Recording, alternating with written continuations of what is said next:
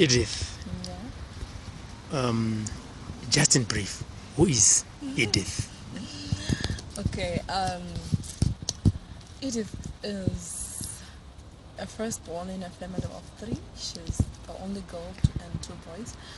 She was born with poor eyesight and night blindness, and as I was growing, my eyesight was also going. So I started using specs when I was in grade 3 to see small letters and to see things that were far from me. And I was using those specs from grade 3 to Form 4. And when my specs expired, when I was in Form 4, I went to the optician, and the optician, he actually told me that that was the last lens that I had. He couldn't offer me any other lenses, so I just had to remain the way I was. But he also said that one day I will be blind, but I didn't take it seriously. And I was just sitting home doing nothing, and I totally lost my eyesight when I was 20, after giving birth. And yeah, at first it was not so easy. Hey, it was very, very, very hard for me to accept, because I had lost my eyesight and I had never seen the face of my baby, and the father of my baby had dumped me because of my eye condition. So I don't know, I was just something else. And after your ex-husband dumped you, how then did you take it? Where was Edith then, and how did you manage to come out of that situation? Well, when my husband dumped me, I went back home, but it wasn't easy, like I've said. I even got to an extent of going with my life because I was blind and I had lost my husband, and I had a baby. So I was just seeing the bad side of my life, not even the good side of it, and I became so very, like, I don't know, but I was just, I didn't have friends. I didn't want to spend time with anyone. I was just alone, sitting alone, being quiet. Even if my mom would ask me what's wrong, I'll tell her the same story, that Mom, my life is, I don't know, because I don't know where it's going, I don't know where this whole thing is going to take me. So I was taken to my grandmother. My grandmother is also blind, and the eye condition that I have is called retinitis pigmentosa, and it's an inheritance eye disease. Okay. So I inherited it from my grandmother, my mother's mother. So I was taken there in the rural areas for about 4 or 5 months, and my grandmother was counseling me, like, talking to me, giving me hopes, and yeah, she managed to change my thoughts, and I started having good thoughts about my life.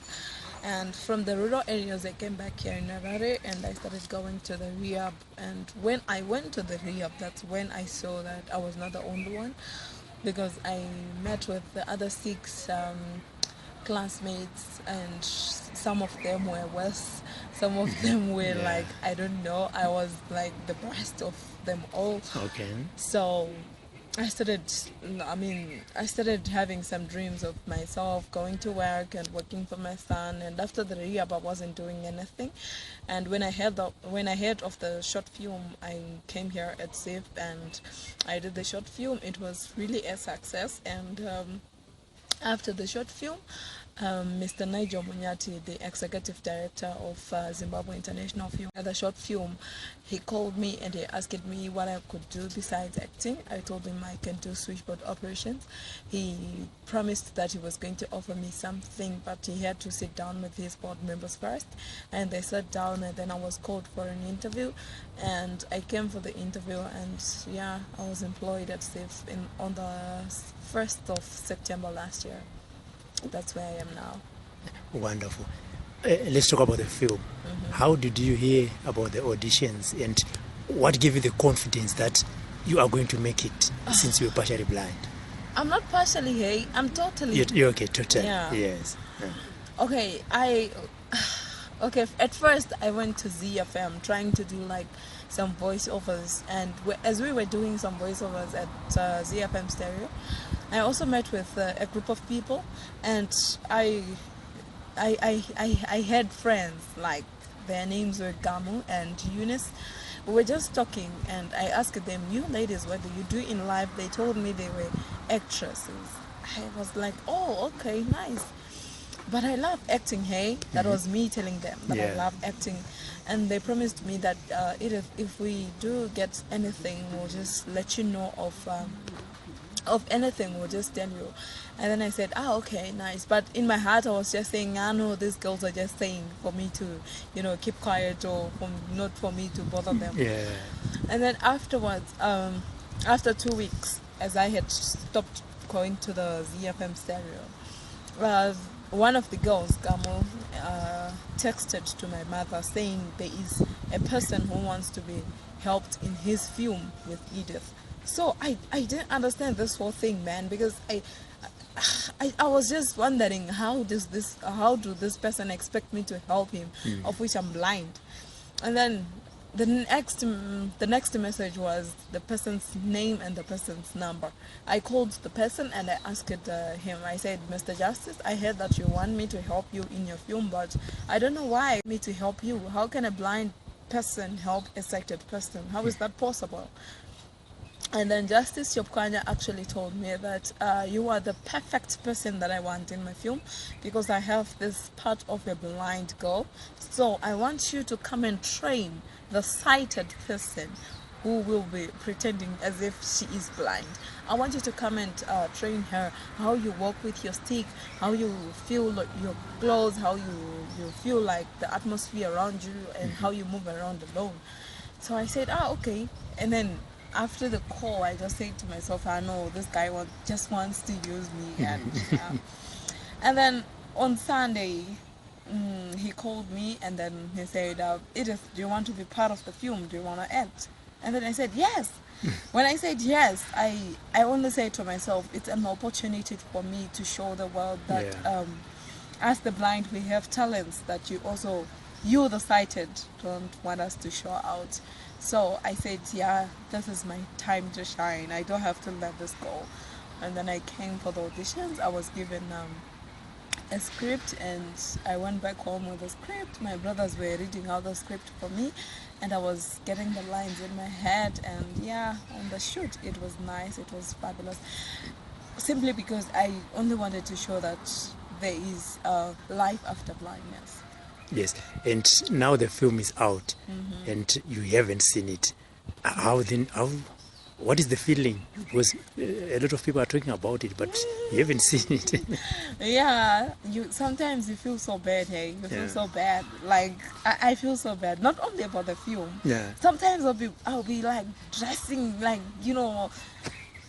like on Friday last week. Yeah. It was a purple party, so I was wearing this purple dress, and everyone was just telling me, "You're looking good. You're looking good," but I don't even see myself. And people are busy telling me you're looking good. Yes. So then, about the film, when I'm listening to it, I visualize it. Like I have my own vision. The director, the producer, and other actors, how was the support you got from them? The director, the producer, the other actors, and the crew, the technical guys, they were all very supportive. At first, I didn't want to go for this film because I was scared. Who is going to care for me there? Even if I want to move from one place to the other, who is going to take me there? But when I came here, it was nice. They were so very supportive. They were, I don't know, but they were more than what I expected. And how old is your child now? Yeah, my child is 4 years old. 4 years old, and staying with your grandmother as well? No, I stay with him. He's going at a preschool near our house, so I just stay with him. And if I'm at work, my mom will care for him, And any support from the father? Not even. The father doesn't even know the face of his baby, not even the name. Shame. Yeah. Okay, and lastly, your message to other blind people in the society. Okay, my message to the other blind people in the society is like, we mustn't limit ourselves. If it's education, go for it. If it's your talent, go for it. You mustn't be limited with your disability, because as they say, disability is not inability. Thank you very much. You're welcome.